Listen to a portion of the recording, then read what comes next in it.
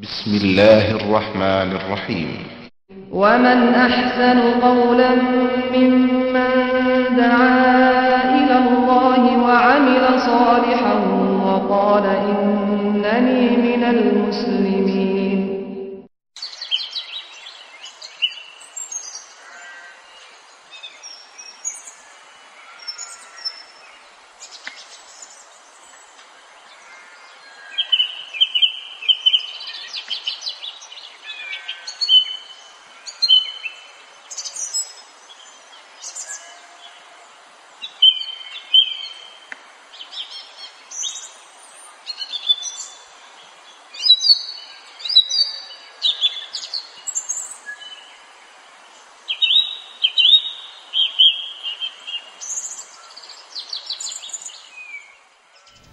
السلام عليكم ورحمة الله وبركاته.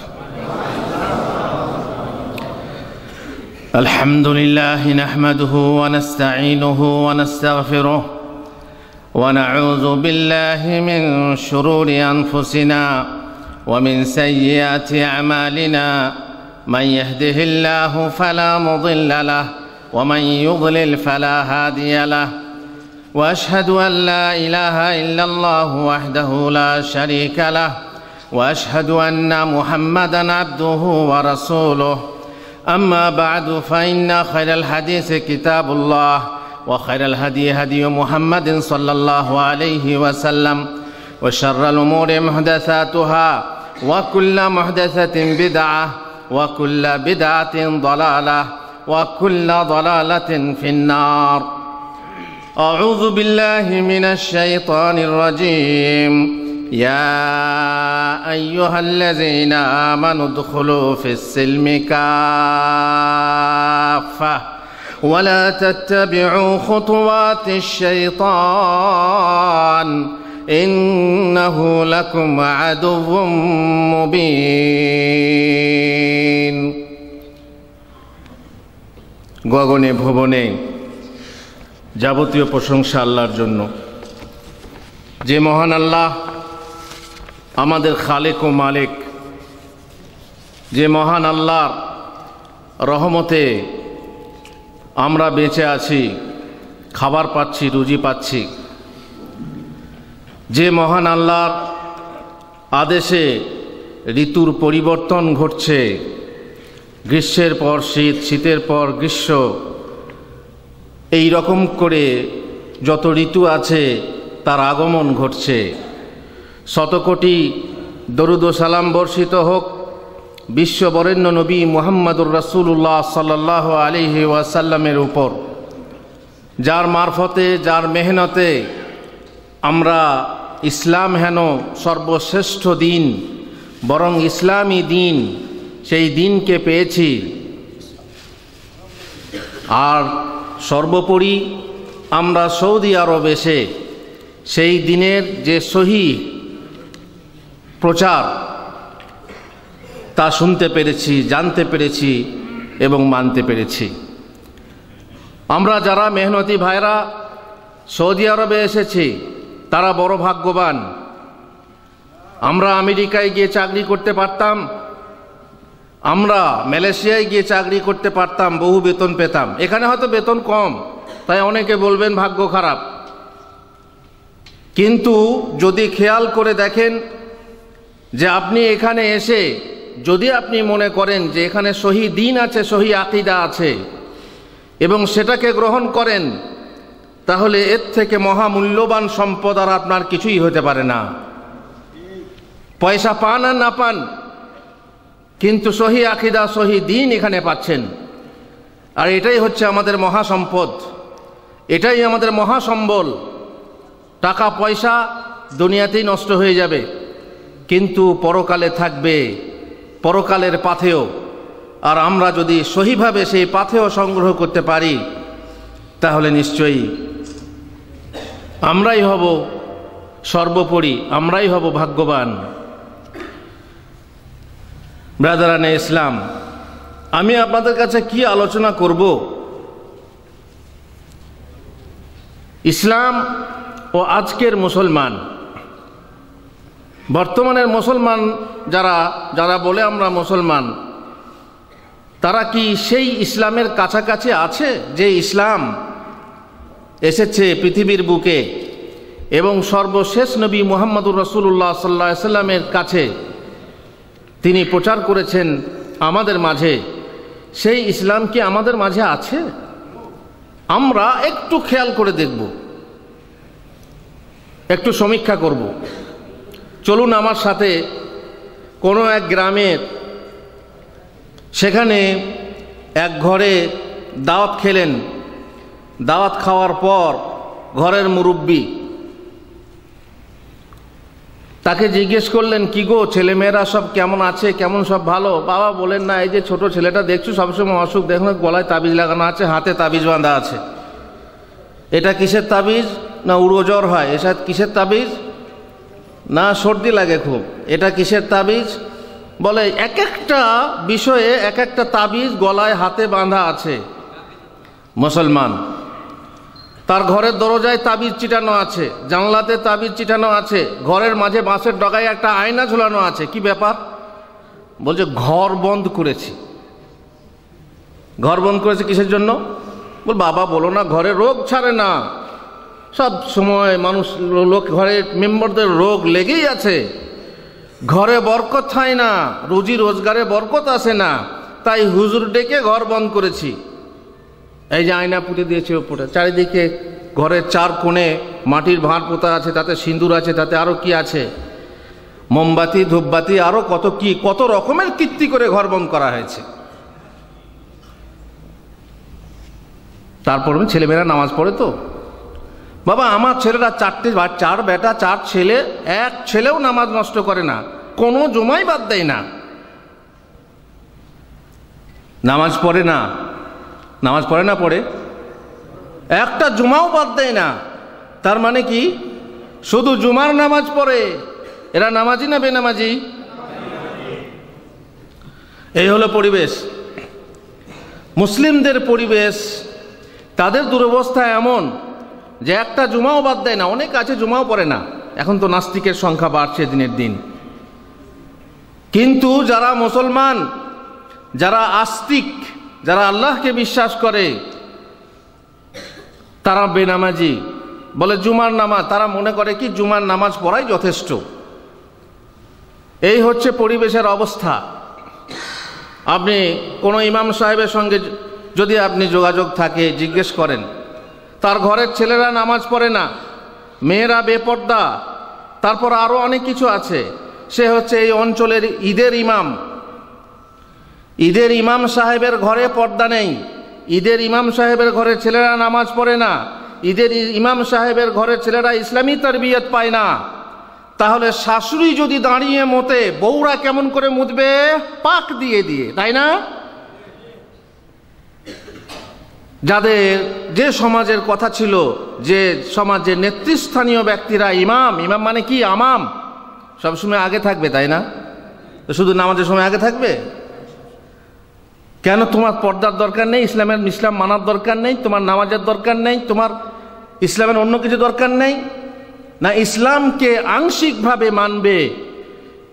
এটা কিন্তু আমাদের ইসলামী পরিবেশে এমন অবস্থা, জানি না কোন কারণে। আপনি বিভিন্ন কারণ বলতে পারেন, তার মধ্যে পরিবেশকে দোষ দিতে পারেন। ইসলামের যে একটা গাছ ছিল, সেই গাছের উপরে এক প্রকার লতা জন্ম নিয়েছে, জানেন? ওই যে কি লতা বলেন? স্বর্ণলতা বা আলোক লতা, যেটা সূর্যের আলোতে তারা খাবার পায়। ওই গাছ থেকেই খাবার সংগ্রহ করে, গাছ থেকে গাছের রক্ত কি করে? শোষণ করে, দিয়ে গাছটাকে আস্তে আস্তে কি করে দেয়? গাছটাকে নষ্ট করে দেয়, তাকে ফুলে ফলে সুশোভিত হতে দেয় না, সুন্দর হয়ে সেই গাছকে বাড়তে দেয় না। পরিবেশ আমাদেরকে এমন করেছে, আমাদের সাংস্কৃতিক অবস্থা, আমাদের রাজনৈতিক অবস্থা, আমাদের অর্থনৈতিক অবস্থা, আর এই পরিবেশে থেকে আমরা ওই আলোকলতার নিচে প্রদমিত হয়ে গেছি, প্রশমিত হয়ে গেছি। আমরা আমাদের আর ফুল ফল প্রকাশ করতে পারছি না। মুসলিমরা মানসিক আগ্রাসনের শিকার হয়েছে। আমি একটা পরীক্ষা নেব আপনাদের কাছ থেকে, ইসলামের অবস্থা, মুসলমানদের অবস্থা। মুসলমান কাকে বলে, মুসলিম কাকে বলে? যে ইসলামকে মেনে চলে। ইসলামকে মেনে চলে মানে ইসলামের মোট যে বিষয় আছে, মোটামুটির উপরে যে মূল বিষয় আছে কটা? 5টা। এই 5টা বিষয়কে সবাই ঠিকমতো মেনে চলে না চলে না? তাহলেই তো বুঝতে পারবেন মুসলমানদের পরিবেশ। প্রথম রুকুন কি? লা ইলাহা আশহাদু আল্লা ইলাহা ইল্লাল্লাহ। ঠিক আছে, কিছু বলতে হবে না। কালেমা যে লা ইলাহা ইল্লাল্লাহ, সঠিক অর্থটা যদি জিজ্ঞেস করি কজন মানুষ বলতে পারবে? যদি মানুষ কালেমা পড়ে আর কলেমার অর্থ না জানে, ইসলামে সে প্রবেশ করবে? তোতা পাখির বুলি আউড়ে সে ইসলামে প্রবেশ করতে পারবে না। কালেমার মানেটাই জানে না, এতে অনেক ফেল হয়ে, অধিকাংশ মানুষ, 90-এর বেশি মানুষ ফেল হয়ে যাবে। তারপরে দ্বিতীয় রুকুন কি? আর নামাজের অবস্থাটা বুঝলেন না, একটা জুমাও বাদ দেয় না। আটকি খাটকি 360 কি নামাজি বেশি, বাকি 5 ওয়াক্তের নামাজি কম। আপনি যান সেই গ্রামে, যে কোনো গ্রামে, যে কোনো জামাতে, সেখানে 600 ঘরের বাস। মসজিদ যদি একটা হয়, জুমার দিনে মোটামুটি না হলেও 500 লোক হবে। কিন্তু ওয়াক্তিগুলো দেখুন, ওয়াক্তে যে নামাজ, সেই নামাজগুলো আপনি দেখুন, জোহর আসরে মাগরিবে দেখুন কটা জমা হয়, কটা লোক নামাজি হয়। নামাজেও ফেল। মুসলমানরা ইসলাম থেকেও দূরে আছি। নামাজ থেকে দূরে মানে ইসলাম থেকে দূরে। নামাজ, আবার যারা নামাজ পড়ে তাদের মধ্যে কয়টা লোকের নামাজ সহি হয়? কটা লোকের নামাজ সহি হয়? তাতেও ফেল। তৃতীয় রুকুন কি? তৃতীয় রুকুন হচ্ছে জাকাত। জাকাত কতগুলো মানুষ দেয়? জাকাতেও আমরা ফেল। দান করি, দানশীল মানুষ আছে, দান করে, আল্লাহর রাস্তায় দান করে, কিন্তু হিসাব করে 1 টাকায় কত? 2.5 পয়সা, বা 100 টাকায় 2.5 টাকা। 100 টাকায় 2.5 টাকা হিসাব করে জাকাত কত মানুষ দেয়? বহু মানুষ সম্পত্তিওয়ালা মানুষ আছে, তারা হিসাব করে ওসর কত মানুষ দেয়? 10 ভাগের 1 ভাগ, 20 ভাগের 1 ভাগ যে ওসর দিতে হয় ধানের, কতগুলো মানুষ দেয়? এতেও ফেল। তারপরে রোজা আছে। রোজা অবস্থা জানেন? এখান তো রোজা চাষিরা চাষের সময় রোজা রাখে না, আর এখানেও বলে কষ্ট কাজ হুজুর, মাজরার লোকেরা, কোম্পানির লোকেরা রোজা পড়ে, আমাদের খুব ভারী কাজ। কিন্তু ইফতারির সময়ে ঠিক ক্যাম্পে গিয়ে হাজির। কথা ভুল বললাম না ঠিক বললাম? সারাদিন খায়, আবার গিয়ে মুসলমানদের সাথে গিয়ে ইফতারি করে ক্যাম্পে। কত বড় মুনাফিকে! রোজাতেও ফেল। তারপরে হজ। হজে আপনি দেখেন, হজে যে সমস্ত মানুষরা আছে, এখানে বহু মানুষ এসেছে, এখনো পর্যন্ত মক্কা যায়নি। 20 বছর হয়ে গেছে মক্কা যায়নি। কেন? মক্কাটা তার কাছে কিছুই না। টাকা কামাও আর পাঠাও, কামাও আর পাঠাও, পেট ভরবে না। মক্কা যেতে পারে, হুজুর খুব অবস্থা খারাপ, এখনো পর্যন্ত মক্কা দেখেনি। আর কত ভাই তার বিপরীত আছে, সেখান থেকে আসার জন্য যে হুজুর আমি সেখানে এসে দেশে কাজ করতে যাব, আমি আগে মক্কা মদিনা দেখব, এমনও লোক আছে। কিন্তু এমনও লোক আছে যে এখনো পর্যন্ত মক্কা দেখেনি, এখানে এসে সে আর হজ করতে পারেনি। হজের ময়দানে যদি আপনি পরীক্ষা করেন মুসলমানরা ইসলাম থেকে কত দূরে আছে। আমাদের আবুল ওয়াফা ইবনুল আকিল একজন পণ্ডিত মানুষ, তিনি বলছেন, যুগের মুসলিমদের কাছে ইসলামদের কদর কতটুকু তা জানতে জামে মসজিদের দরজা ও হজের ময়দান লক্ষ্য করো। জামে মসজিদের দরজা যাও, জামে মসজিদের সামনে আপনারা এখন নামাজ পড়লেন, জুমা মসজিদে নামাজ পড়তে আসেন, জুমার সময় আপনি পেছনের কাতারে যদি দাঁড়ান, সামনের কাতারে যদি তাকিয়ে দেখেন কতজন লোকের কাপড় গাঁটের ওপরে আছে, বলতে পারবেন কতজন হবে? বলুন কতজন হবে? কটা লোকের কাপড় গাঁটের ওপরে থাকে? গাঁটের উপরে কাপড় বা টাকনুর ওপরে কাপড় মাত্র 4 জন কি 5 জন পাবেন গোটা কাতারে। মানে না। কেন মানে না? এত বড় আল্লাহ তাআলার 99টা রহমত কিয়ামতে প্রয়োগ করবেন, আর তা সত্ত্বেও সেই ব্যক্তির দিকে তাকিয়ে দেখবেন না যে অহংকারের সাথে গাঁটের নিচে, টাকনুর নিচে কাপড় পরে, কাপড় ঝুলিয়ে পড়ে। বলে হুজুর আমার অহংকার নেই, এমনি নেমে যায়। যদি অহংকার না থাকে তবুও নামিয়ে পড়বেন না। তার কারণ রাসূলুল্লাহ সাল্লাল্লাহু আলাইহি ওয়াসাল্লাম বলেছেন, মা তাহতা মা আসফালা মিনাল কাবাইনি ফাহুয়া ফিন্নার। গাঁটের নিচের যে কাপড় ঝুলবে, যতটুকু ঝুলবে ততটুকু অংশ জাহান্নামে যাবে। আপনি যদি বলেন হুজুর ওইটুকু অংশ কি জাহান্নামে গেলে সমস্যা নেই, তা হলেও আমরা প্যান্ট পরবো আর গাঁটের উপরে পরবো, তো হ্যাংলা লাগবে। তো হ্যাংলা হওয়া ভালো না জাহান্নামে কাংলা হওয়া ভালো? যদি এতটুকু আপনার অংশ জাহান্নামে পড়ে, আপনারা জানেন সব থেকে জাহান্নামের ছোট আযাব কি? একজোড়া জুতো, আগুনের একজোড়া জুতো, তাই না? একজোড়া জুতো পরলে সমস্যা নেই। আর জাহান্নামের আগুনের তেজ কত? এই আগুন থেকে 70 গুণ বেশি, 70 গুণ আগুনের বেশি তেজ। ওই জুতো যদি আপনার পায়ে পরিয়ে দেওয়া হয়, মাথার দিমাগ পর্যন্ত, মগজ পর্যন্ত টকবক করে ফুটবে। যদি সমস্যা নেই, কিন্তু এরা মানতে চায় না। গাঁটের উপরে কাপড় দেখবেন, আপনি জুমার মসজিদে দেখবেন যে কতজন মানুষ গাঁটের উপরে কাপড়। এখানেই বুঝতে পাচ্ছেন যে মুসলমানরা ইসলাম থেকে কোথায় আছে। দাড়ি রাখার কথা বলেন, বলি ইমান তো এখানে, দাড়িতে ইমান নেই। ঠিক আছে, তো ইমানের বীজ যদি তোমার বুকে থাকে তো মাটিতে পুঁতা থাকলেই হবে, বীজটা তো হবে, গাছপালা তো হতে হবে। তো এগুলো তো গাছপালা। বল না ইমান এখানে, মানলাম ইমান এখানে, যদি এখানে না থাকে তো কোনো লাভ নেই, কিন্তু তার গাছপালা দেখাও, ফুল ফল দেখাও।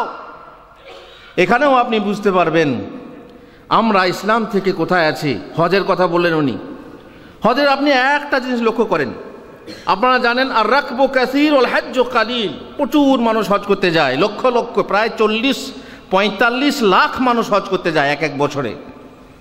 তাদের মধ্যে হজ কজনের কবুল হয় আল্লাহ জানেন।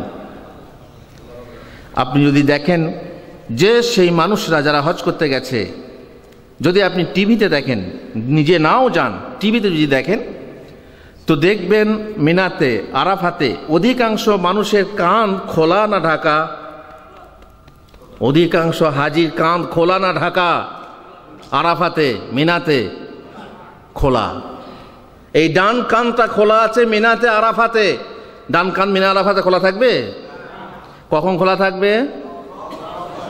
কোন তাওয়াফে? সব তাওয়াফে? কোন তাওয়াফে? প্রথম তাওয়াফে, আগমনী তাওয়াফে, তাওয়াফুল কুদুমে বা উমরার তাওয়াফে। তারপরে ঢাকো। অনেকে কান খুলেই নামাজ, ওই সঙ্গে সঙ্গে নামাজ পড়ে, 5 ওয়াক্তের নামাজ পড়ে, কান খুলে খুলে নামাজ পড়ে। এরা কত বড় মিসকিন। এখান থেকে আপনি আন্দাজ করেন যে আমরা ইসলাম থেকে কত দূরে আছি। ইসলামকে আমরা ঠিক মতো মানতে পারছি না। আসুন ইমানের কথায় আসুন। ইমানের রুকুন কয়টা? 6টা, তাই না? প্রথম রুকুন কি? আমানতু বিল্লাহ, আল্লাহু আকবার, আল্লাহর প্রতি ঈমান আনলাম। আল্লাহ কি জিনিস? আল্লাহ কাকে বলে? এক জায়গায় গেলাম, সেখানে ছাত্রছাত্রীরা পড়ছিল এক গ্রামে। সেখানে বলছে হুজুর আমি তো ছাত্রছাত্রীকে ভালো ভালো ট্রেনিং দিচ্ছি, পড়াচ্ছি, একবার পরীক্ষা নিয়ে দেখুন। বল ঠিক আছে, তুমি একটা ক্লাস শোনাও। ক্লাস শোনালো। তারপরে বললাম ঠিক আছে আল্লাহ বায়াত বানিয়ে শোনাও। তো বলছে আল্লাহ, শেষকালে বলছে বিসালজি ওয়াল বারদি। বারদি মানে কি? ওই যে সালজি মানে আমার বরফ দিয়ে আমার গোনা ধুয়ে দাও। তো বারদি দিয়ে তো গোনা ধোয়া হয় না। গোনা কি বারদি দিয়ে ধোয়া হয়? বারাত দিয়ে ধোয়া হয়। তো বলছে বারদি। বেশ, যাই হোক। তা বলে আমি তোমাদের একটা ইমানের পরীক্ষা নিই, আল্লাহকে চেনো? বলছে হ্যাঁ চিনি। বলো তো আল্লাহ কোথায় আছে? আল্লাহ কোথায় আছেন বলো। তো ছেলে মেয়েরা চুপ থেকে গেল, বলতেই পারলো না। শেষকালে হুজুর বলছে এই বল না আল্লাহ সব জায়গায় আছে। বলছে বল না আল্লাহ সব জায়গায় আছে। কে বলছেন? হুজুর, ইমাম সাহেব। ওই যে বললাম না, শাশুড়ি যদি দাঁড়িয়ে মতে তাহলে বউরা কি করবে? পাক দিয়ে মুতবে। মেন খুঁটি যেখানে, সেখানেই আমাদের আলো নেই। যে আলো ছড়াবে তার মাঝেই আলো নেই। যে সর্ষে দিয়ে ভূত তাড়বেন সেই সর্ষেতেই ভূত গেড়ে বসে আছে। আলেম ওলামাদের মাঝে যদি সেই সচেতনতা না থাকে তাহলে আপনি কাকে দিয়ে আলো দেবেন? এখন আপনাদের মাঝে পরীক্ষা নিয়ে আপনারা বললেন আল্লাহ কোথায় আছেন? আরশে আছেন। এমন মানুষ আছে যারা বলবে আল্লাহ সব জায়গায় আছে, ঠিক না ভুল? অনেকে বলবে আল্লাহ সব জায়গায় আছেন। আরে আল্লাহ সব জায়গায় নেই, আল্লাহ দৃষ্টি সব জায়গায় আছে, আল্লাহর জ্ঞান সব জায়গায় আছে। অনেক মানুষ বলবে, অবশ্যই তো আপনারা সৌদি আরবে এসে ইসলামী সেন্টারগুলো থেকে শিখেছেন। দেশের কোনো সভাতে যদি জিজ্ঞেস করা হয় তো 100% মানুষই বলবে আল্লাহ সব জায়গায় আছে। অথবা বলবে আল্লাহ হৃদয়ে আছে, আল্লাহ কলবে আছেন। আল্লাহ কলবে থাকবেন কেন? তাহলে কতগুলো আল্লাহ? নাকি যত কল্লা তত আল্লাহ? আল্লাহ তাআলা কলবে আছেন মানে আল্লাহর জিকির আমাদের কলবে থাকবে, আল্লাহর জিকির, আল্লাহর স্মরণ আমাদের থাকবে। এইভাবে বহু মানুষ ফেল করবে আস্তে আস্তে। আবার একটা প্রশ্ন করেন আল্লাহ সম্পর্কে, আমানতু বিল্লাহ, আল্লাহ সাকার না নিরাকার? আকার আছে না নেই? আল্লাহর আকার আছে। আর দেশে কি পড়েছেন? আল্লাহ নিরাকার, তাই না? আল্লাহ নিরাকার। আল্লাহর আকার আছে, তার প্রমাণ কি? আল্লাহর আকার আছে তার প্রমাণ দিয়ে আপনাকে বলতে হবে যে জিনিসকে দেখা যায় না তা নিরাকার, আর যে জিনিস দেখা যায় তা সাকার। আল্লাহকে দেখা যায় না? যায় না? আল্লাহকে দেখা যায়? দেখেছো আল্লাহকে? দেখা যাবে, তাই না? দুনিয়াতে দেখা অসম্ভব। অবশ্য যদি মারফতি মার্কা পীর সাহেব হন তো দেখতে পারবেন, আল্লাহকে দেখতে পারবেন। বরং আল্লাহ আপনার সঙ্গে ডাইরেক্ট এসে কথা বলবে। সব মিথ্যা কথা, ভুয়া কথা। কিয়ামত, মৃত্যুর আগে আল্লাহকে দেখা যাবে না, আখিরাত ছাড়া আল্লাহকে দেখা যাবে না, তাই না? জান্নাতে সব থেকে বড় সুখ হলো আল্লাহর দিদার, আল্লাহর দর্শন। তাহলে নিশ্চয়ই আল্লাহকে দেখা যাবে। যার দেখা যাবে তার আকার আছে, তবে সেই আকার কেমন কেউ জানে না। মুহাম্মদ রাসূলুল্লাহ সাল্লাল্লাহু আলাইহি ওয়াসাল্লাম বলছেন, রাআইতু রাব্বি ফি আহসানি সূরা। আল্লাহর নবী সাল্লাল্লাহু আলাইহি ওয়াসাল্লাম স্বপ্নে দেখেছিলেন, আমি আমার রব, আমি আমার প্রতিপালককে সবচেয়ে সুন্দর আকারে দর্শন করেছি। তাহলে নিরাকার কথাটা ভুল, কিন্তু অধিকাংশ মানুষ এতে ফেসে আছে। আমানতু বিল্লাতেই ফেল। তারপরে এক পর আমানতু বিল্লাহি ওয়া মালাইকাতিহি ওয়া কুতুবিহি ওয়া রুসুলিহি ওয়াল ইয়াউমিল আখিরি ওয়াল কদরি খাইরিহি ওয়া শাররিহি। আল্লাহু আকবার। যদি একটা বিষয়ে পরীক্ষা নেওয়া যায়, মুসলমানদেরকে দেখা যাবে যে মুসলমানরা বহু পিছিয়ে আছে, ইসলাম থেকে বহু দূরে। সেই মুসলমান আর নেই যে মুসলমান হওয়া দরকার ছিল। বিশ্বে তারা ছিল সেরা হয়ে মুসলমান, আজকে তারা লাঞ্ছিত ছাড়িয়া কোরআন ছেড়ে তারা ইসলাম থেকে দূরে সরে গেছে। ফলে তাদের পৃথিবীর বুকে বহু অশান্তি ভোগ করছে পৃথিবীর বুকে। আর একটা কথা বলে রাখি, যখন কোনো মুসলমান বলে দাবি করে আমি মুসলমান,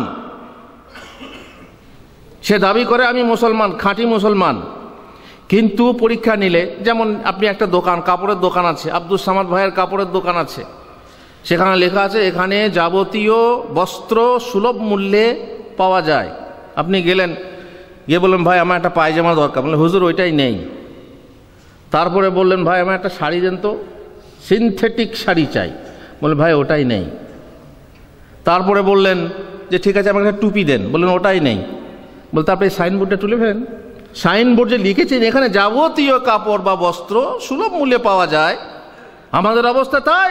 মুসলমানরা আমরা দাবি করি যে আমরা হচ্ছি পূর্ণ মুসলমান। মহান আল্লাহ বলছেন, ইয়া আইয়ুহাল্লাযীনা আমানু উদখুলু ফিস সিলমি কাফা। হে ঈমানদাররা, তোমরা ঈমান এনেছো, বুকে ঈমান আছে, তাহলে উদখুলু ফিস সিলমি কাফা।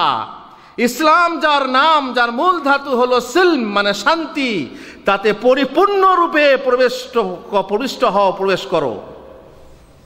নুসনুস না, নুসনুস তো জানেন, আপনি জানেন যে যদি কোনো জায়গাতে শুয়ে থাকেন, অর্ধেক দেহ সূর্যে আর অর্ধেক দেহ ছায়াতে, এটা ভালো না খারাপ? নিশ্চয়ই খারাপ।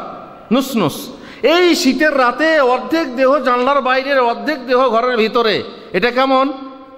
নিশ্চয়ই সবাই বুঝেন এটা খারাপ। নুসনুস, অর্ধার্ধি, অর্ধেক না, পরিপূর্ণরূপে ইসলামে প্রবেশ করো। ওয়ালা তাত্তাবিউ খুতুওয়াতিশ শাইতান, আর শয়তানের পদাঙ্ক অনুসরণ করো না। শয়তান যে পথে চলে অথবা চলতে বলে, খবরদার সে পথে চলো না। কি করে বুঝবেন আপনি যে শয়তানের পদাঙ্ক অনুসরণ করছেন, শয়তানের পথে চলছেন? যখনই আপনি দেখবেন শরীয়ত বিরোধী কোনো কাজ আপনি করছেন, তখন আপনি শয়তানের পথে চলছেন। শয়তান কেন? ইন্নাহু লাকুম আদুউম মুবিন, সে তোমাদের প্রকাশ্য শত্রু। তোমার সেই আদি পিতার সময় থেকে শয়তানি করে আসছে, শত্রুতা করে আসছে, এখনো পর্যন্ত চালিয়ে যাচ্ছে। তুমি সেই শয়তানের পদাঙ্ক অনুসরণ করো না, বরং তুমি করো কি? কার অনুসরণ করো? আতিউল্লাহ ওয়া আতিউর রাসূল। তোমরা আল্লাহ এবং তার রাসূলের অনুসরণ করো। বুঝতেই পারছেন যে সেই মুসলমান নেই যে মুসলমান আমাদের দরকার ছিল। আল্লাহতে যার পূর্ণ ঈমান, কোথা সে মুসলমান, কোথা সে আরিফ অবেদ যাহার জীবনে মৃত্যু গান। যার মুখে শুনি তৌহিদের কালাম, ভয়ে মৃত্যুও করিত সালাম। যাহার দিন দিন রবে কাঁপিত দুনিয়া, জিন পড়ি ইনসান। কোথা সে মুসলমান, কোথা সে মুসলমান। স্ত্রী পুত্রে আল্লাহরে সফি, জিহাদে যে নির্ভীক। হেসে কোরবানি দিত প্রাণ যারা, আজ তারা মাগে ভিক। কোথা সে শিক্ষা আল্লাহ ছাড়া, ত্রিভুবনে ভয় করিত না যারা। আজাদ করিতে এসেছিল যারা, সাথে লয়ে কোরআন। কোথা সে মুসলমান, কোথা সে মুসলমান। আছে সে মুসলমান? যে মুসলমানের প্রয়োজন ছিল, যে মুসলমান তখন ছিল, সেই মুসলমান আজ আর নেই। এখন ইসলামের মধ্যে, মুসলমানদের মধ্যে অধিকাংশ মানুষ এমন হয়েছে, ইসলামে তুমি দিয়ে কবর, মুসলিম বলে করো ফখর। মুনাফিক তুমি সেরা বেদিন, ইসলামে যারা করে জবে হো, তুমি তাহাদের হও তবে, তুমি জুতা বহা তারও অধীন। মুনাফিকের সংখ্যা আমাদের সমাজে আছে না নেই? আল্লাহর নবী সাল্লাল্লাহু আলাইহি ওয়াসাল্লামের যুগে কোরআন অবতীর্ণ হচ্ছে। আল্লাহর নবী সাল্লাল্লাহু আলাইহি ওয়াসাল্লাম একটার পর একটা নাম জানতেন। আল্লাহর নবী সাল্লাল্লাহু আলাইহি ওয়াসাল্লাম নামাজের সময় জিজ্ঞেস করতেন, হাদারা ফুলান, হাদারা ফুলান, অমুক এসেছে, অমুক এসেছে। জানতেন মুনাফিক কারা। কোরআনের আয়াত অবতীর্ণ হতো তাদের অন্তরের খবর নিয়ে। তা সত্ত্বেও সেই সমাজে মুনাফিক ছিল। আর আমার এই সমাজে, যে সমাজে কেউ কাউকে কিছুই বলার নেই, এখন যদি কেউ মুনাফিকি করে কোরআনের আয়াত আসবে নাকি কেউ খবর বলে দেবে? অন্তরের খবর কেউ জানে? তাহলে এই সমাজে মুনাফিক নেই? প্রচুর মুনাফিক আছে, প্রচুর মুনাফিক আছে। ধোঁকা দেওয়ার জন্য প্রচুর মুনাফিক আছে। দেখবেন তারা মসজিদে আসে না, কিন্তু যখন আসে প্রথম কাতারে বসে। আল্লাহুল মুস্তাআন। কথায় বলে ঘরচোরকে কি বলে, পরচোরকে পার, কিন্তু ঘরচোরকে পার নেই। ঘরের ঢেকি যদি ছেলে খায়, ঘরের ঢেকি যদি কুমির হয়, তো ঘরের ছেলে আর থাকবে? মুসলমানদের মাঝে, মুসলমানদের ভিতরে যদি মুনাফিকি থাকে, তাহলে তো বুঝতেই পাচ্ছেন যে সমাজের অবস্থা কি। আমাদের এই যে সমাজ, এই সমাজের ভিতরে পরিবেশের চাপ বেড়েছে। আজকের মুসলমান মানসিক আগ্রাসনের শিকার হয়েছে, মানসিক পরাজয়ের শিকার হয়েছে। পরিবেশের চাপে, রাজনৈতিক কারণে, অর্থনৈতিক কারণে তারা পর্যুদস্ত। তাই নিজেকে মুসলিম বলে পরিচয় দিতেও লজ্জাবোধ করে। নিজের পরিচয় নিজে গোপন করে, আত্মগোপন করে। বাঘের বাচ্চা ছাগের পালে পড়ে, মেষের পালে পড়ে নিজেকে ছাগ থেকে ছোট হ্যায় মনে করে। হীরার টুকরা মাটিতে পড়ে ধুলো ধূসরিত হয়ে নিজের পরিচয় ভুলে গিয়ে নিজেকে মাটির ঢেলায় মনে করে থাকে। অথচ মুসলিম বলে পরিচয় দিতে তার গর্ব হওয়া উচিত ছিল। আল্লাহ তাআলা বলছেন, ওয়ামান আহসানু কাওলাম মিম্মান দাআ ইলাল্লাহি ওয়া আমিলা সালিহা ওয়া ক্বালা ইন্নানি মিনাল মুসলিমিন। তার থেকে আর ভালো কথা কে বলে, যে আল্লাহর দিকে মানুষকে আহ্বান করে এবং ভালো কাজ করে। শুধু আহ্বান করলেই হবে না, কাজ করতে হবে, তাই না? ভালো কাজ করে আর বলে আমি মুসলিম, আমি মুসলমানদের একজন বলা, এটাও একটা ভালো কথা। যেখানে আমরা থাকি না কেন, আমরা মুসলমান বলে যেন পরিচয় দিই। আমরা যে পরিবেশেই থাকি, আমরা যেন চুম্বক হই, লোহা যেন না হই। আকর্ষণ কে করে? চুম্বক।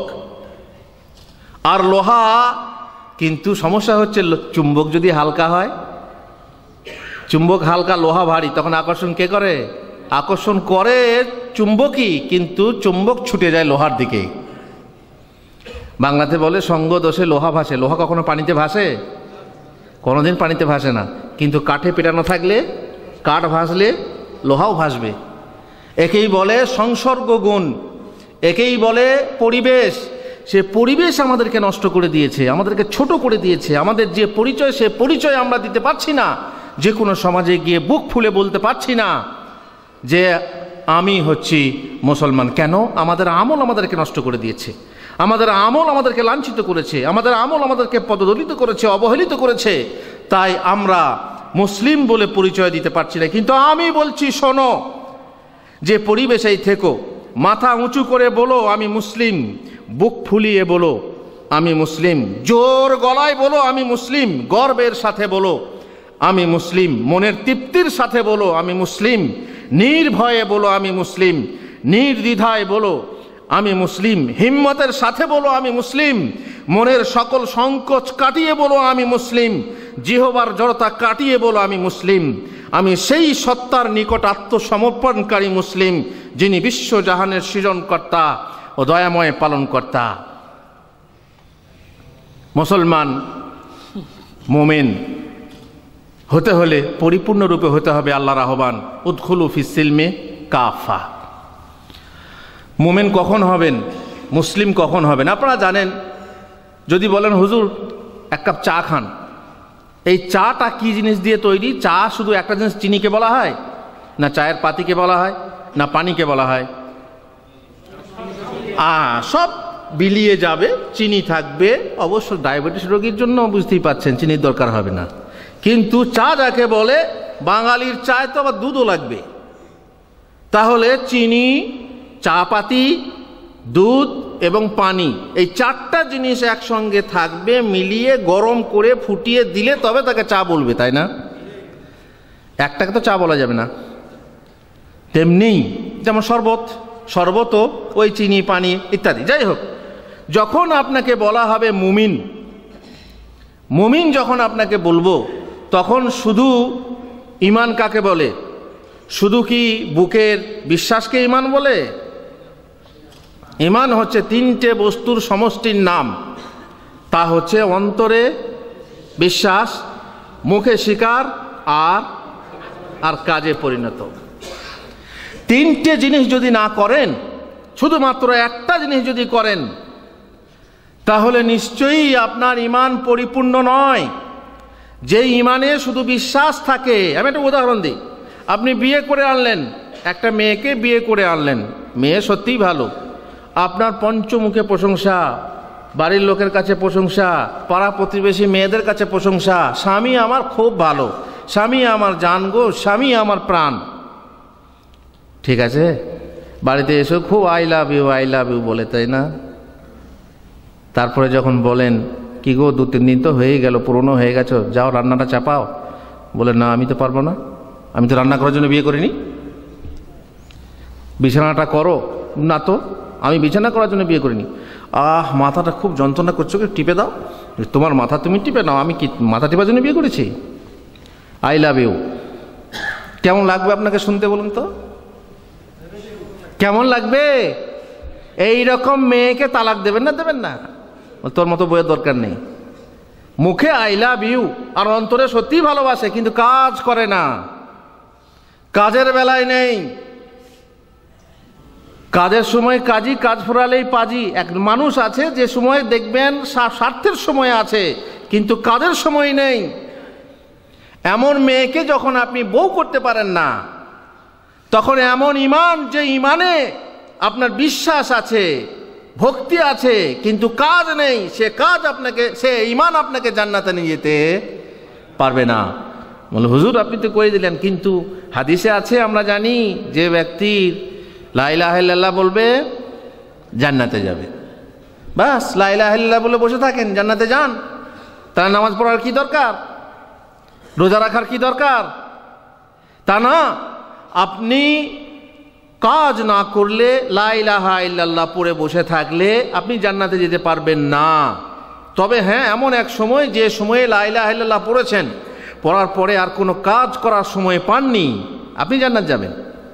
কিংবা এমন এক সময় যে সময়ে আপনি ইসলাম গ্রহণ করেননি, ইসলাম গ্রহণ করার পর, তওবা করার পর লা ইলাহা ইল্লাল্লাহ বললেন আর আপনার জান কবজ হয়ে গেল, তাহলে আপনি জান্নাতে যেতে পারবেন। শেষ মান কানা আখিরু কালামিহি লা ইলাহা ইল্লাল্লাহ দাখালাল জান্নাহ, যে ব্যক্তির শেষ কথা হবে লা ইলাহা ইল্লাল্লাহ। এখন আপনি আশা করে বসে থাকুন যে মরার আগে লা ইলাহা ইল্লাল্লাহ পড়ে নেবো, খালাস একবার আতুল জান্নাত চলে যাব। পারবেন আশা করতে?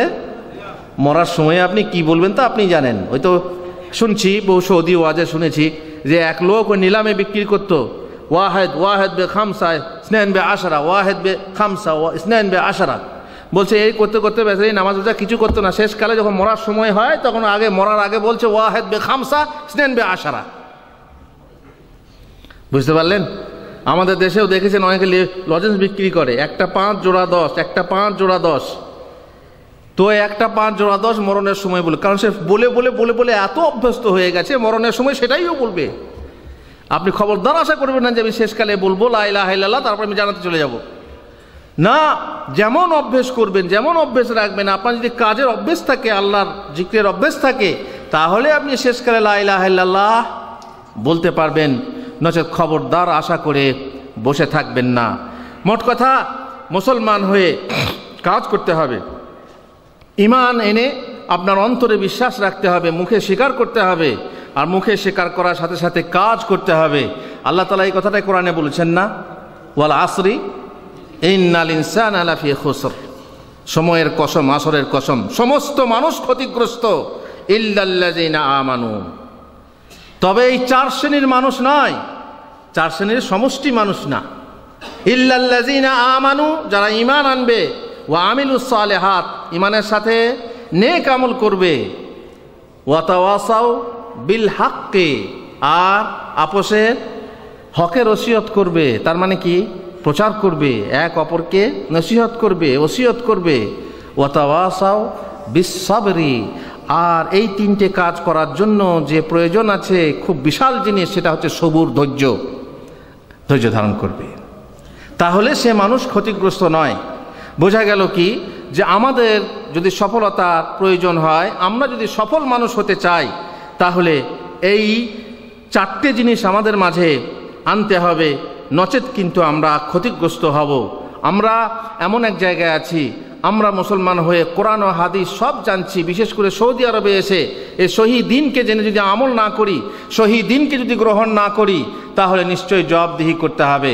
আমরা এখান থেকে মাসের মাস লক্ষ লক্ষ টাকা দেশে পাঠাচ্ছি, ছেলে মেয়ের জন্য পাঠাচ্ছি, স্ত্রী পরিজনের জন্য পাঠাচ্ছি, কিন্তু সহি দিন যদি না পাঠাতে পারি, চিঠির মাধ্যমে, টেলিফোনের মাধ্যমে যদি না পাঠাতে পারি, তাহলে আমরা বড় হতভাগা। আমাদের মধ্যে এমনও হতভাগা আছে যে মিলাদের সময়ে টাকা পাঠাতে হয়, ভাইরা ছাড়বে না, মা মারা গেছে মিলাদ পড়াবো, তো ভাইরা ছাড়ছে না, টাকা পাঠা, তুই বিদেশে কামাচ্ছিস টাকা পাঠা, না এটা করা চলবে না, এটা বিদাত। দেখ বিদাত কে বললো? তুই এখন বখিলি করবি, দিবি না, কার্পণ্য করবি, তাই তুই বলছিস।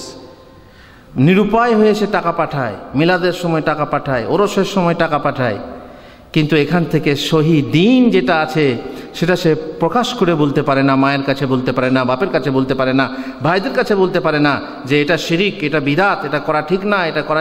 যাই হোক, এখন সমস্যা হচ্ছে কি, যে কিছু মানুষ আছে যারা সৌদি আরবের দুশমন, সৌদি আরবের সহি দিন আছে বলে তারা সৌদি আরবের বদনাম করে রেখেছে, তাদের হুজুররা বদনাম করে তাদের কানে তালা ঝুলিয়ে রেখেছে, বলেছে ওয়াহাবি। ওরা কি? ওরা ওয়াহাবি। বলে ওয়াহাবি কিস চিড়িয়া কা নাম হ্যাঁ? বলে সর্বনাশ, ওয়াহাবি কাফের, ওয়াহাবি হচ্ছে কাফের, ওদের কথা শোনো না, ওদের বই পড়ো না, এ তো ভারী মুশকিল। এই কথা বলে আপনার কানে তালা ঝুলিয়ে দিয়েছে। ফলে এমনও হতভাগা আছে যারা এদের টাকা তো নেয়, এদের টাকাটা বড় মিষ্টি, কিন্তু এদের ইসলামটা সহি না করে।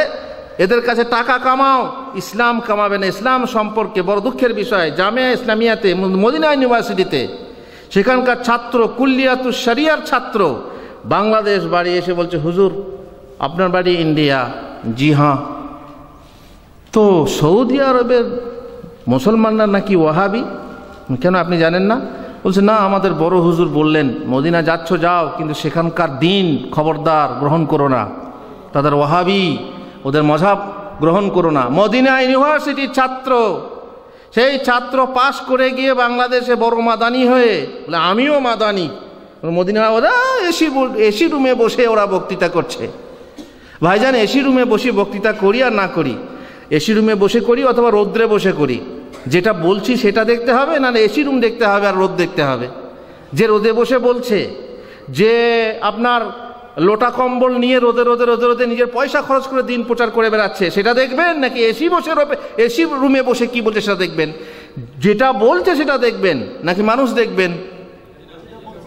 আপনি দেখেন যেটা বলা হচ্ছে সেটা সঠিক কি না। আমি বেতনভোগী, আমি বেতন নিয়ে কাজ করি, নাকি আমি নিজের পয়সায় প্রচার করি বা দিন প্রচার করি, এটা দেখার বিষয় না।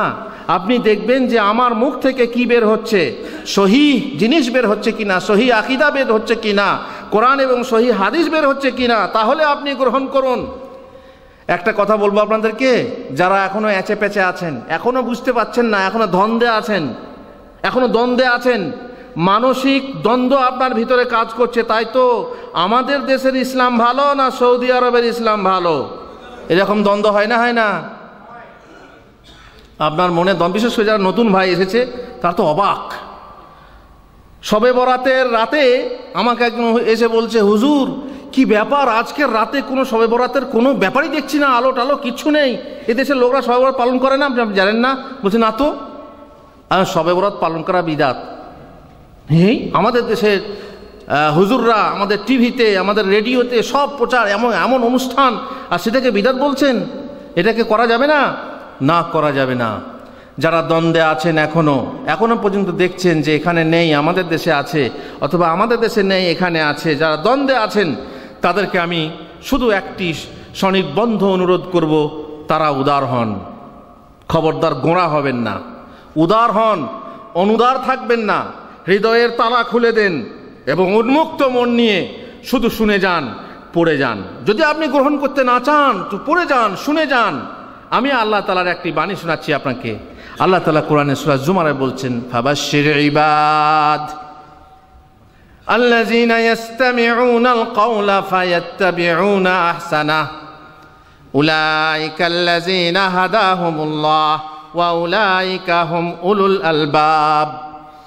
আমার বান্দাদেরকে সুসংবাদ শুনিয়ে দাও, আমার বান্দাদেরকে সুসংবাদ শুনিয়ে দাও, ওই বান্দাদেরকে যারা ইসতামিউনাল কাওলা, কথা শোনে এবং মনোযোগ সহকারে শোনে, ফায়াত্তাবিউনা আহসানা, তার মধ্যে যেটা ভালো, আহসান মানে কি?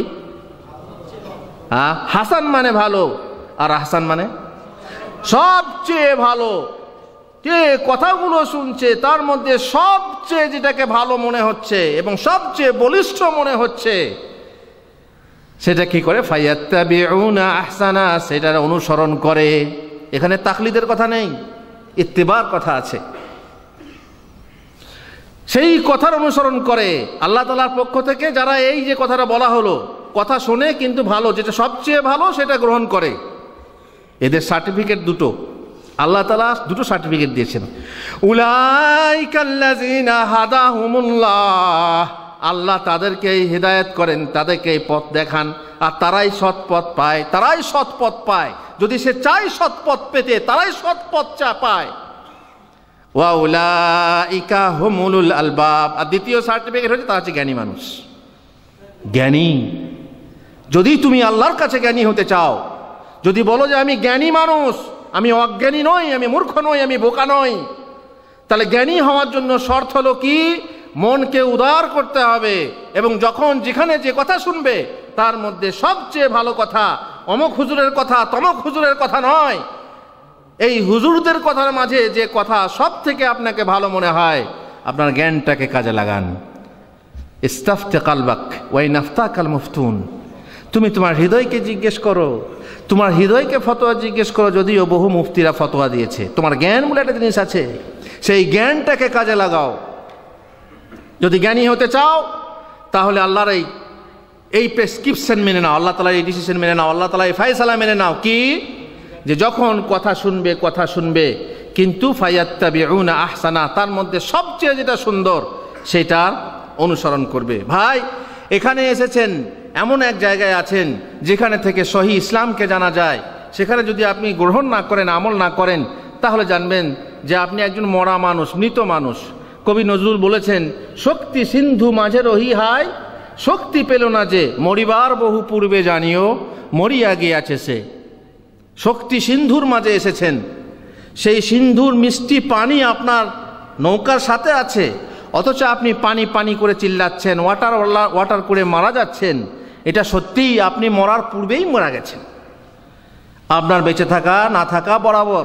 মরা মানুষ, শক্তি সিন্ধুতে থেকে পানির উপরে বসে পানি পানি চিল্লাচ্ছ, এটা খুব কঠিন, খুবই খারাপ। ফল পাইয়াছ পাওনি করস, হাই রে ফলের ঝুড়ি, লক্ষ বছর ঝর্ণাই ডুবি রস পায় না কোনুড়ি।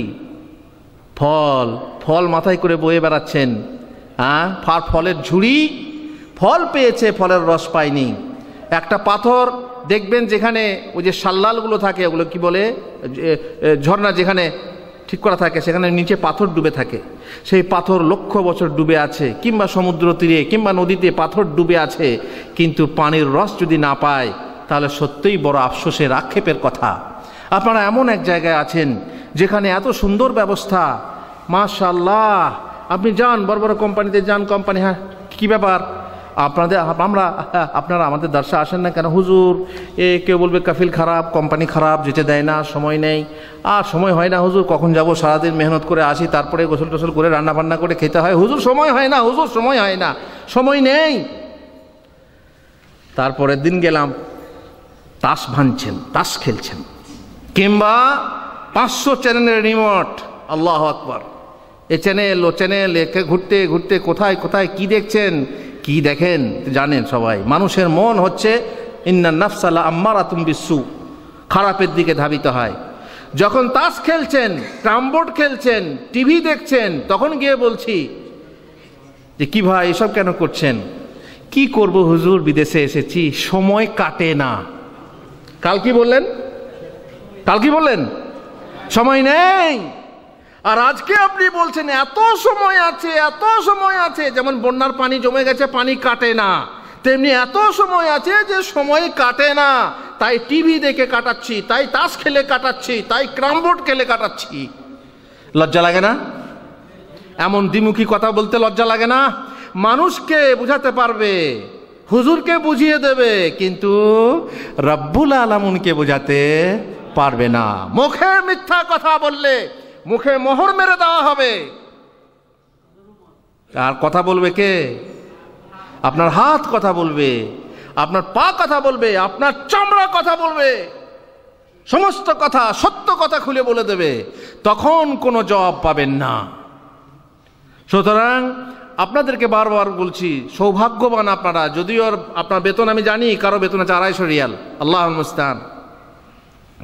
250 রিয়াল বেতন, কি করবে সে? টেলিফোনে খরচ করবে না বইয়ের জন্য পাঠাবে, তাও আবার জমি বন্ধক, অমক তমক বিভিন্ন ব্যাপার আছে। তবুও আপনি ভাগ্যবান। আমি ভাগ্যবান কেন বলছি? যে ভাই টাকা পয়সা 2 দিনের মধ্যে চলে যাবে, কিন্তু যে জিনিস আপনার সঙ্গে, আপনার জানেন রাসূলুল্লাহ সাল্লাল্লাহু আলাইহি সাল্লাম বলেছেন, যখন কোনো মানুষ মারা যায় তখন তার পেছনে পেছনে কয়টা জিনিস যায়? 3টে। কি কি?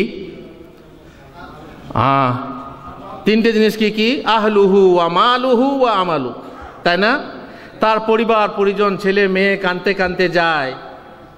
কবরে দাফন করার পর যাক দোয়া যা করলো, যা জানতো তাই করত। তারপর তাকে দাফন করে ফিরে আসে। কে ফিরে আসে? আহলুহু ওয়া মালুহু, তার আহাল ফিরে আসে, পরিজন, যে আপনার ছেলে বা ভাই যেই হোক ফিরে এলো। আর মাল বলতে যেটুকু মাল গিয়েছিল কবর পর্যন্ত, ওই যে গোলাম, চাকর বাকর, কিংবা আপনার কোনো জিনিস, ঘরের গাড়ি বা যাই হোক, যা কিছু গিয়েছিল সব ফিরে ঘরে ঢুকবে। আর আসল মাল তো আছে, জমি সম্পত্তি, সে তো ভাগ করার জন্য মারামারি করছে। আপনার ছোটো বেটা দেখুন ব্যাংকে ছুটে গেছে, ব্যাংক থেকে টাকা, বাপের টাকা তাড়াতাড়ি আগে বের করে নেবে, এরকম ঘটনা ঘটেছে। বাপ মারা গেছে, বাপ পড়ে আছে, ও ব্যাংকে ছুটেছে যাতে করে টাকাটা ফাঁকি না যায়। আহলুহু ওয়া মালুহু ফিরে আসবে, সঙ্গে কে থাকবে? আমল থাকবে। আপনার এই টাকা সঙ্গে যাবে না, আপনার আমল আপনার সঙ্গে যাবে। সুতরাং যেটা আপনার সঙ্গে যাবে সেই দিনের জন্য, যেদিন চিরদিনকার দিন, যেদিন কঠিন দিন, সেই দিনের জন্য প্রস্তুতি নিন। আপনি ভাগ্যবান, আপনি সহি জিনিসটা গ্রহণ করুন, সঠিক আমল আপনি করে যান। আজকের মুসলমানরা ইসলাম মানছে না। আমার আজকের অনুরোধ হচ্ছে আজ যে আপনারা সঠিক ইসলাম যেটা আছে সেই ইসলামকে পরিপূর্ণরূপে মানবেন। আল্লাহ তাআলা যেন আমাদেরকে তৌফিক দেন। আল্লাহ তাআলা যেহেতু বলছেন ইয়া আইয়ুহাল্লাযীনা আমানু দুখুলু ফিস-সিলমি কাফা, হে ঈমানদাররা তোমরা পরিপূর্ণরূপে ইসলামে প্রবেশ করে যাও। আমল সম্পর্কে কাল কিয়ামতে জিজ্ঞাসা করা হবে। কাল কিয়ামতে যখন আপনি দাঁড়াবেন আল্লাহর সামনে, রাসূলুল্লাহ সাল্লাল্লাহু আলাইহি সাল্লাম বলছেন লা ইয়াজুলু কদামু ইবনে আদম মিন ইনদি রাব্বিহি হাত্তা ইউসআলা আন খামস। কোনো মানুষের, আদম সন্তানের পা হিলবে না কাল আল্লাহর সামনে থেকে যতক্ষণ না তাকে 5টা বিষয়ে প্রশ্ন করা হয়েছে। এই 5টা বিষয় কি কি? তার বয়স 60, 70, 80, 90 বছর যে বয়স দেওয়া হয়েছিল, আন উমরিহি ফিমা আফনা, এই বয়সটা তুমি কিসে ক্ষয় করেছ? আর এই বয়সটার মধ্যে একটা বসন্তকাল ছিল, একটা শক্তি সম্পন্ন সময়কাল ছিল, একটা আবেগময় সময়কাল ছিল। সেই সময়টা হচ্ছে পুরো সময়ের সুন্দর জিনিস। সেটা কি? যৌবনকাল। যৌবন বসন্ত সম সুখময় বটে, দিনে দিনে উভয়ের পরিণাম ঘটে, কিন্তু পুনঃ বসন্তের হয় আগমন, ফিরে না কভু ফিরে না যৌবন। এই যৌবনকাল, বসন্তকাল, এই যৌবনকাল তুমি কিভাবে ব্যয় করেছো? কিভাবে ব্যয় করেছো? যৌবনের উন্মাদনায় তুমি নিজের হাত ব্যবহার করে তো যৌবন নষ্ট করছো না, তুমি নোংরা ছবি দেখে তো যৌবন নষ্ট করছো না, তোমার এই যৌবনকালকে তুমি অন্য কিছুভাবে, অবৈধভাবে নষ্ট করছো না তো? যেখানে আল্লাহ তাআলা বলেছেন যে নিজের স্ত্রী অথবা কৃতদাসী ছাড়া অন্যের কাছে জায়েজ না। যৌবন সম্পর্কে জিজ্ঞাসা করা হবে, কিসে ক্ষয় করেছো, কিসে ব্যয় করেছো? ওয়া আন মালিহি, তার মাল, আপনার মাল সম্পর্কে জিজ্ঞাসা করা হবে, আমার মাল সম্পর্কে জিজ্ঞাসা করা হবে। কি মিন আইনা কাসাবাহু ওয়া ফিমা আনফাকা, কি উপায়ে উপার্জন করেছো আর কোথায় ব্যয় করেছো? বহু মানুষ আছে যারা তাগুতের পথে মাল ব্যয় করে, শয়তানের পথে মাল ব্যয় করে, বহু কোটি কোটি টাকা ব্যয় করে আপনার এমন কারণে, যে কারণ হচ্ছে কুফরি। কিন্তু বহু মানুষ আছেন যারা কোটি কোটি টাকা ব্যয় করেন, তারা ইসলামের জন্য ব্যয় করেন, ইসলামের উন্নতির জন্য ব্যয় করেন, আল্লাহর কালেমাকে উঁচু করার জন্য ব্যয় করেন। দুটোর মধ্যে বিরাট পার্থক্য আছে। আল্লাহ প্রশ্ন করবেন, তুমি তোমার মাল কিভাবে কামিয়েছিলে? হালাল উপায়ে না হারাম উপায়ে? চুরি চামারি করে, ডাকাতি করে, 2 নম্বরি করে, ফাঁকি দিয়ে, মানুষকে ধোকা দিয়ে কামিয়েছিলে, না সহজ সরল পথে কামিয়েছিলে, সহজ পথে হালাল পথে কামিয়েছিলে? আর ঠিক তেমনি ব্যয় করেছিলে কোন পথে? আর ওয়ামাজা আমিলা ফিমা আলিম, এটা আমাদের কথা, যে কথা আমরা আলোচনা করছিলাম। যে কথা তোমরা শিখলে, যে কথা তোমরা শুনলে, যে ইলম তোমরা সঞ্চয় করলে, সেটাতে তোমরা কি আমল করেছিলে? আমল সম্পর্কে কাল কিয়ামতে প্রশ্ন করা হবে, আমল করতে হবে। ইন্নাল্লাহা লা ইয়ানজুরু ইলা সুওয়ারিকুম ওয়া আমওয়ালিকুম ওয়ালাকিন ইয়ানজুরু ইলা কুলুবিকুম ওয়া আমালিকুম। আল্লাহ তাআলা তোমাদের আকৃতি প্রকৃতির দিকে তাকান না, তোমাদের মাল ধনের দিকে তাকান না, বরং তিনি দেখেন তোমাদের হৃদয়ের দিকে আর তোমাদের আমলের দিকে। তোমাদের হৃদয় কেমন? আমল করলেও আবার হয় না, অনেক সময় মন যদি না থাকে হৃদয়ের সাথে, আমলের সাথে যদি হৃদয় না থাকে কোনো কাজে দেয় না। ইন্নামাল আমালু বিন্নিয়াত। লোক দেখানোর জন্য আপনি ইসলামের জন্য খরচ করলেন, কাজ হবে না। আল্লাহ তাআলা আমাদের অন্তর দেখেন, আর সেই সাথে অন্তরের সাথে আমাদের আমল দেখেন। এই জন্য আমাদেরকে আমল করে যেতে হবে। আর রাসূলুল্লাহ সাল্লাল্লাহু আলাইহি ওয়াসাল্লাম বলছেন, মান বাত্তা বিহি আমালুহু লাম ইউসরি বিহি নাসাবু। যদি আপনি কোনো উচ্চ বংশের লোক হন, খুব উঁচু বংশের ছেলে হন, সেই বংশ আল্লাহর কাছে কোনো কাজে দেবে না, কবরে কোনো কাজে দেবে না। আপনার কাফনের ওপরে যদি বড় পীর, পিরানে পীর আব্দুল কাদের জিলানির সাজারানামা লিখে দেওয়া হয়, অনেকে লিখে দেয়, তাই না? কোনো কাজে দেবে? মুনকির নাকির ফেরেশতা এসে আব্দুল কাদের জিলানির নাম দেখি ভয়ে পালাবে, তাই না? পালাবেন? হ্যাঁ, কোনো কাজে দেবে না। বংশের যদি আপনি আব্দুল কাদের জিলানির ছেলে হন, বরং যদি নবীর ছেলে হন, তবুও কবরে কোনো কাজ দেবে? কোনো কাজে দেবে না। কি কাজ দেবে? আমল। আর আমল হচ্ছে সহি ঈমানযুক্ত আমল। যে কোনো আমল আল্লাহর কাছে গৃহীত না। যদি আপনার ঈমান সহি থাকে তবেই আপনার আমল গৃহীত। সুতরাং সেই সহি আমল আপনাকে তৈরি করতে হবে বা আপনাকে পাথেয় সংগ্রহ করতে হবে, তবেই কাল পরকালে কাজে দেবে।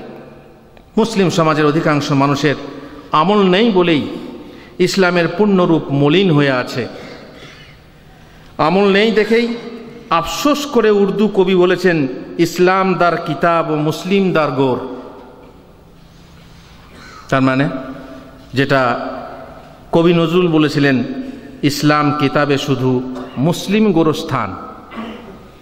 ইসলাম কোথায় আছে? কিতাবে আছে, তার মানে বাস্তবে নেই। আর মুসলিম কোথায় আছে? কবরে আছে। তার মানে কি? তার মানে যারা আসল মুসলমান তারা এই সাহাবী তাবিঈন, তারা কি হয়েছেন? মারা গেছেন। বাস্তব জগতে আর পাওয়া যায় না।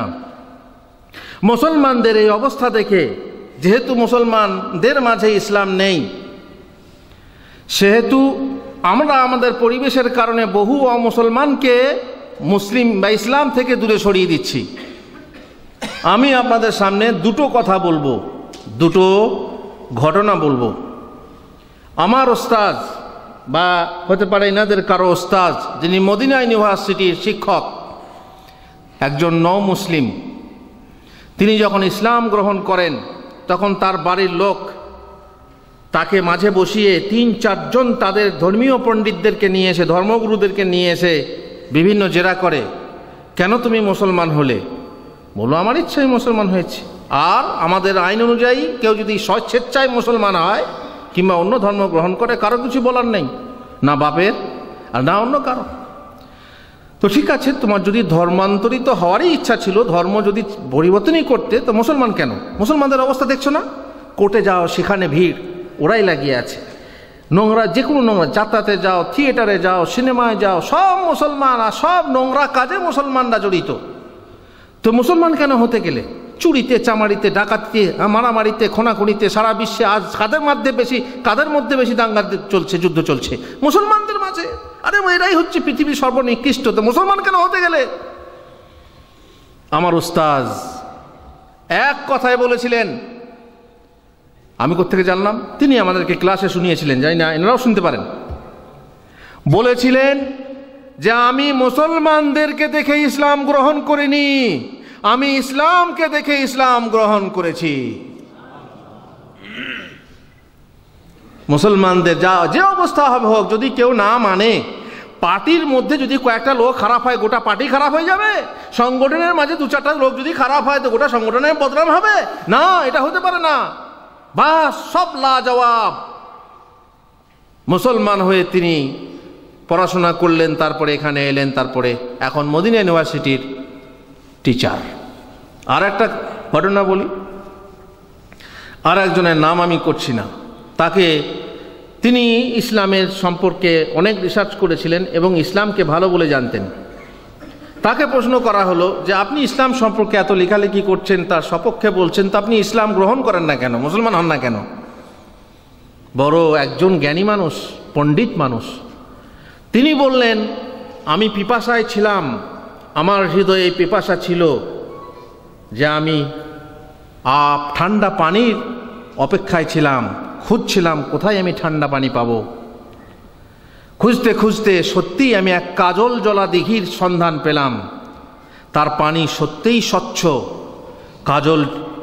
কাজলের মতো কালো পানি, স্বচ্ছ পানি। যখনই আমি ঘাটে নেমে সে পানি পান করতে গেলাম, দেখলাম পানির উপরে মড়া ভাসছে। তারপর আমি সেই পানি আর মুখে তুলতে পারিনি। বুঝতে পারলেন ব্যাপারটা? তার মানে ইসলামকে আমি পেয়েছিলাম আমার পিপাসা মেটানোর জন্য একমাত্র ধর্ম, একমাত্র দিন। কিন্তু ইসলাম গ্রহণ করার জন্য যখন আমি সংকল্প করলাম, তখন দেখলাম মুসলমানদের অবস্থা ভালো নয়।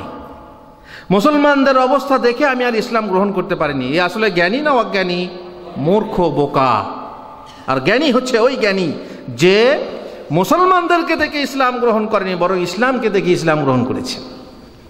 সুতরাং বলছি কি, যে মুসলমানদের যে পরিবেশ, মুসলমানদের যে অবস্থা, সেই অবস্থার কারণে আমরা অমুসলিমদেরকে পিছিয়ে হটিয়ে দিচ্ছি। আর আমরা আমাদের পরিবেশের কারণে অমুসলমানদেরকে ইসলাম গ্রহণে উদ্বুদ্ধ করতে পারছি না। আর তার জন্যই আমাদের অবস্থা হচ্ছে এই যে আমরা বুঝতে পাচ্ছি যে আমরা আসল ইসলাম থেকে বহু দূরে আছি। জেনে রাখবেন, মুসলমানরা ইসলামকে গ্রহণ করছে বিভিন্নভাবে, সঠিকভাবে পরিপূর্ণভাবে কেউ ইসলাম গ্রহণ করছে না। অধিকাংশ মানুষ আছে যারা দেখবেন ইসলাম গ্রহণ করছে কিন্তু খুব বাড়াবাড়ি। ইসলাম গ্রহণ করছে, ইসলামকে নিয়ে খুব বাড়াবাড়ি। কিংবা কিছু মানুষ আছে একটা দিককে নিয়ে বাড়াবাড়ি। কেউ তবলিগকে নিয়ে বাড়াবাড়ি, তবলিগ তাহলে সময় তবলিগের পেছনে, সেটাকেই সে সব থেকে বড় কাজ মনে করে। কেউ রাজনীতি নিয়ে পড়ে আছে, রাজনীতি। যদি ইসলাম কায়েম না হয়, ইসলাম রাজা না হয়, তাহলে পরে আর ইসলাম কায়েমই হবে না। রাজনীতি নিয়ে পড়েই আছে। কেউ আবার জিহাদ করে চিল্লাচ্ছে। এইভাবে এক একটা দিককে তারা বেশিরভাগ প্রাধান্য দিয়ে তারা ইসলামকে মেনে চলেছে। কিন্তু আমরা বলবো কি, যে ইসলামে সব কিছু আছে, কিন্তু ইসলামে আছে মধ্যম পন্থা। দিনকে মধ্যমভাবে মানতে হবে, কোনো বিষয়ে বাড়াবাড়ি করলে হবে না। ইয়াকুম ওয়াল গুলু, তোমরা দিনের ব্যাপারে বাড়াবাড়ি করা থেকে দূরে থাকো। কেন? ফাইন্নামা আহলাকা মান কানা ক্বাবলাকুম আল গুলু ফিদ্দিন, তারা এই দিন ব্যাপারে বাড়াবাড়ি করেছিল, বাড়াবাড়ি করার ফলে তারা ধ্বংস হয়েছিল। বাড়াবাড়ি করো না, মধ্যম পন্থাভাবে তোমরা ইসলামকে গ্রহণ করো। আর কিছু মানুষ আছে যারা স্বার্থের সময় ধর্মকে বা দিনকে গ্রহণ করে। ওয়া মিনান নাসি মাইয়া আবুদুল্লাহ আলা হারফ ফাইন আসাবাহু খায়রুন ইতমাআন্না বিহি ওয়া ইন আসাবাতহু ফিতনাতুন ইনকালাবা আলা ওয়াজহি খাসিরাদ দুনিয়া ওয়াল আখিরা। দেখবেন সে স্বার্থের সময় আছে, সুখের সময়ে আছে, কিন্তু দুঃখের সময়ে নেই। স্বস্তির সময়ে আছে ইসলাম, আমি আছি, কষ্টের সময়ে নেই। আপনারা শুনেছেন যে কিছু লোক উহুদ যুদ্ধের দিনে হালুয়া বানিয়ে খায়। খেয়েছেন আপনারা হালুয়া বানিয়ে? কেন না, এই দিনে মা ফাতেমা হালুয়া বানিয়ে আল্লাহর নবীকে খাইয়েছিলেন, কারণ আল্লাহর নবীর দান্দান মোবারক শহীদ হয়েছিল। তাই আল্লাহর নবী দান্দান মোবারক শহীদ করে হালুয়া খেয়েছিলেন। মানলাম যে হালুয়া খেয়েছিলেন। আর আপনি ঘরে বসে বসে কি করে খান হালুয়া? গোটা গোটা দাঁত নিয়ে হালুয়া খান, তা না? হালুয়া খাবার বেলায় আছেন আর দাঁত ভাঙার বেলায় আপনি নেই। আন্ডা খাবার সময় আপনি আছেন, কিন্তু ডান্ডা খাবার সময় মাস সালামা। ওই যে একটা গল্প আছে না, লাইলি মজনুর গল্প। এগুলো তো গল্প বলা ঠিক না, মানে কথায় কথা বেরোয়, আগুনে বাড়ায় কি। আর যদি কারো গায়ে লাগে, আমি দোষ আমার কি। যাই হোক, কথা হলো কি, লাইলি প্রত্যেক দিন এক বাটি করে ক্ষীর পাঠাতো মজনুর কাছে। মজনুর চেটে চেটে খেত, খুব ভালো লাগতো। একদিন লাইলি খালি বাটি পাঠিয়েছে দাসীর মাধ্যমে, দিয়ে বলছে যে আজকে এই খালি বাটি কি ব্যাপার? বলছে আজকে লাইলি তোমার কাছ থেকে রক্ত চেয়েছে। তো মজনু বলছে, যে মজনু রক্ত দিতে পারে সে অন্য গলিতে থাকে, আমি নেই। বুঝতে পারলেন? ক্ষীর খাবো কিন্তু রক্ত দিতে পারবো না। এমন স্বার্থপর মানুষ যে একটা দিককে নিয়ে ধর্ম হিসাবে মেনে নিচ্ছে। দেখবেন অনেক যুবক আছে বা অধিকাংশ যুবক, তারা হইচই ভালোবাসে, আনুষ্ঠানিকতা ভালোবাসে। দিনের যে অনুষ্ঠান দিকগুলো আছে, এই জন্য বিদাতিদের বারবারন্ত বেশি কেন? কারণ বিদাতের যে জিনিসগুলো আছে সেগুলোতে আনন্দ ফুর্তি খুব বেশি। এই শবে বরাত বলুন, শবে বরাতে আনন্দ আমরাও করেছি। আমরা শবে বরাতের দিনে লাইটিং করে মোমবাতি জেলে তারপরে বেরিয়ে যেতাম, ওই যে আপনার ডালি নিয়ে, বালতি নিয়ে লোকের দরজায় ঘরে ঘরে, যে দেবে রান চান তার হবে সোনার চান। কি রুটি, বাঙালির রুটি, আলো চালের রুটি। যে দেবে রান থান মানে গোটা গোটা, তার হবে সোনার চান। যে দেবে ছেঁড়া রুটি তার হবে কানা বেটি। বুঝতে পারছেন? এই বলে নিজেরা করেছি। আনন্দ, সত্যি আনন্দ করে সব গ্রামের সমস্ত ছেলেরা এবং মেয়েরাও, গ্রামের ছেলে মেয়ে সব সমান না, ভাই বোন, মাশাআল্লাহ ভাই বোন, তারপরে জমা করে এক জায়গায় বসে খাওয়া, সে একটা কি আনন্দ। আর এই আনন্দের পরব বিদাত হয়। মহরমের সময় দেখুন, মহরম কেন চলছে? মহরমের কোনো অস্তিত্ব আছে, কিন্তু তবুও কেন মহাসমারোহে পালিত হচ্ছে? দেখবেন সাধারণত যুবকরা, যদি আপনি দেখেন, তারা 5 ওয়াক্তের নামাজ পড়ে না, কিন্তু তাদেরকে বলেন একটা জলসা করব।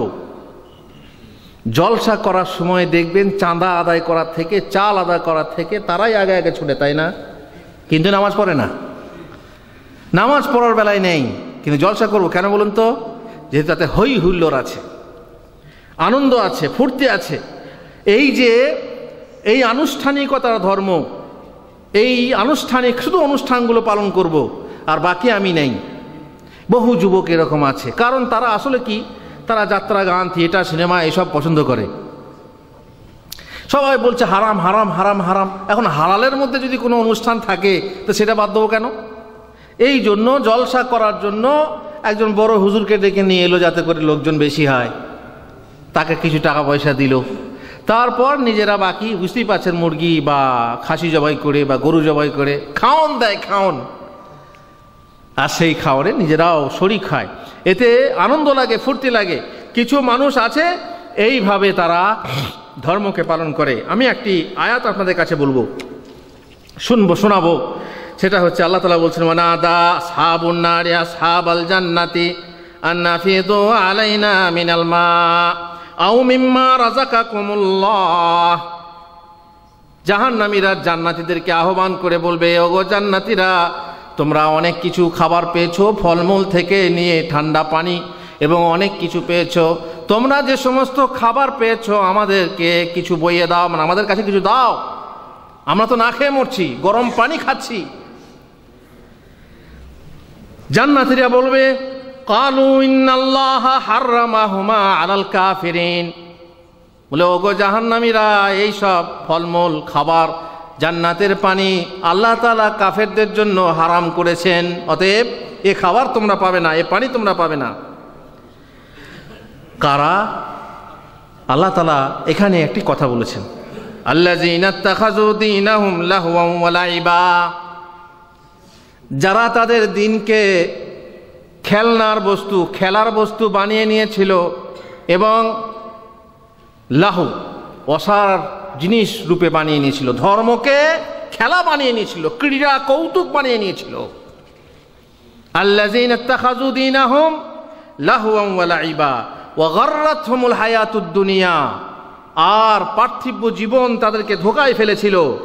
ফাল ইয়াউমা নানসাহুম কামা নাসু লিকা ইয়াউমিহিম হাযা।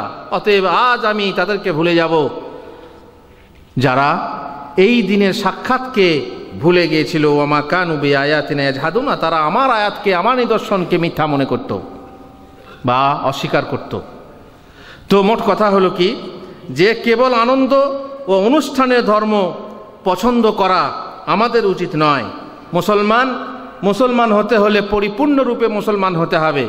শিরিক করে আর বলে আমি মুসলমান, কুফরি করে আর বলে আমি মুসলমান, নাস্তিকের কথা বলে, নাস্তিকতার কথা বলে আর বলে আমি মুসলমান, কাফেরদের দালালি করে আর বলে আমি মুসলমান, সব ধর্ম সমান বলে আর বলে আমি মুসলমান, ধর্মবিরোধীদের দিয়ে ব্যঙ্গ বিদ্রুপ করে, ঠাট্টা করে, বলে আমি মুসলমান, কোরআন বা সহিহ হাদিসে সন্দেহ প্রকাশ করে, বলে আমি মুসলমান। বিদাত করে, ধর্ম নিয়ে ব্যবসা করে, সাহাবাকে গালি দেয়, বলে আমি মুসলমান। দুর্গার মতো দরগা পূজা করে, বলে আমি মুসলমান। দুনিয়া কামানোর উদ্দেশ্যে ইলম শিক্ষা করে, বলে আমি মুসলমান। শরীয়ত ইলম গোপন করে, বলে আমি মুসলমান। আর মুনাফিকীয় বিশ্বাসঘাতকতা করে, বলে আমি মুসলমান। গণকের কথা বিশ্বাস করে, বলে আমি মুসলমান। গায়রুল্লাহর নামে জবেহ করে, বলে আমি মুসলমান। গায়রুল্লাহর নামে নজর মানে, গায়রুল্লাহর নামে কসম করে, বলে আমি মুসলমান। যোগ জাদু করে, বলে আমি মুসলমান। আল্লাহর প্রতি কুধারণা রাখে, বলে আমি মুসলমান। মুসলিমদের প্রতি কুধারণা রাখে, বলে দাবি করে আমি মুসলমান। মুসলিমকে বিনা দলিলে কাফের বলে, বলে আমি মুসলমান। কাফেরকে কাফের ভাবে না, বলে আমি মুসলমান। আল্লাহ তার রাসূলের প্রতি মিথ্যা আরোপ করে, বলে আমি মুসলমান। এইভাবে বহু এমন এমন পাপ আছে যে পাপ তারা করে যায় নির্দ্বিধায়, অথচ সে মনে করে আমি আমার বাপ মুসলমান। না, আজকের মুসলমানরা আমরা ইসলাম থেকে বহু দূরে সরে আছি। আমি বলবো যে আসুন ইসলামের আরও কাছাকাছি হন, ইসলামকে ভালোরূপে জানতে শিখুন, পরিপূর্ণরূপে মানতে শিখুন। আল্লাহ তাআলার আহ্বান হলো, ইয়া আইয়ুহাল্লাযীনা আমানু দুখুলু ফিস সিলমি কাফা। হে ঈমানদাররা, তোমরা ইসলামে পরিপূর্ণরূপে প্রবিষ্ট হও। ওয়ালা তাত্তাবিউ খুতুওয়াতিশ শাইতান, শয়তানের পদাঙ্ক অনুসরণ করো না। ইন্নাহু লাকুম আদুউম মুবিন, নিশ্চয়ই সে হলো তোমাদের প্রকাশ্য শত্রু। রব্বানা ওয়াজআলনা মুসলিমাইন লাকা ওয়া মিন যুররিয়াতিনা উম্মাতাম মুসলিমাতাল লাক ওয়া আরিনা মানাসিকানা ওয়া তুব আলাইনা ইন্নাকা আনতাত তাওয়াবুর রাহিম। কার দোয়া এটা? ইব্রাহিম আলাইহিস সালামের দোয়া। আল্লাহ কবুল করেছিলেন। আল্লাহ আমাদের কাছ থেকেও যেন কবুল করেন। রাব্বি জাআলনি মুকিমাস সালাতি ওয়া মিন যুররিয়াতি রব্বানা ওয়া তাকাব্বাল দুআ ওয়া সাল্লাল্লাহু আলা নাবিয়িনা মুহাম্মদ ওয়া আলা আলিহি ওয়া সাহবিহি আজমাইন।